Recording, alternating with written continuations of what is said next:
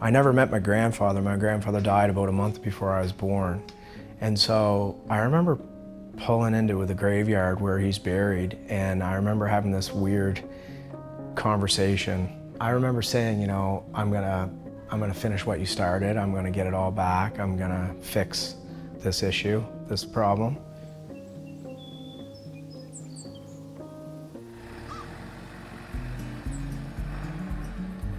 My grandmother's name was Evelyn Rose Lightfoot, and she lived to be 108 years old. She was a little tiny woman, and she was very progressive, kind of eccentric. Very frugal woman, very hard-working woman. She ate most of her produce that she grew on her farm. She lived off of the farm, basically, as much as possible. Price of farm with apples, $7,500. Amount paid down, $1,500. Allegedly, the year that they bought the farm, there was enough apples left on the trees. They picked the apples and sold them, and more than half paid for the farm. So that's how they started here on this land. You know, she tried diligently to keep the farm as viable as possible for as long as possible. And then it very quickly went downhill from there. And I grew up having my grandmother lament having to sell some of her land to sustain the home farm because of the downturn in agriculture. She instilled in us the importance of tradition, you know, taught us that legacy was more important than currency. When I was 19 years old, I came back to the farm to live full-time. It had dwindled down to about 9 acres of land and just the house, no buildings, no livestock. The orchard was really old and really beyond renovation, if you will. I just remember having this unexplainable urge to make things right, and I didn't even know how to do that or what it was all about.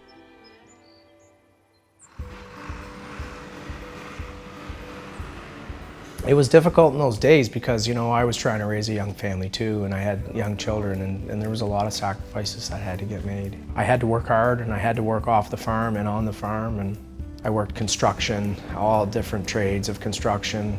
I was a funeral director, an embalmer. I did all kinds of things to sustain myself while also trying to run and build up the family's farm. It was really through, you know, saving and sacrifice that we were able to acquire the land back. My grandmother was extremely proud and satisfied every time I was able to purchase a building lot, a house back. So these are building lots that are now, you know, used again as farm. When my grandmother was still alive, it was really great and satisfying to me, and it actually fueled me to keep going and to be more aggressive. I think they sold our family's land for $100 an acre, and in the 90s I paid $10,000 an acre to buy it back, not knowing what I would do with it, just knowing I had to have it back.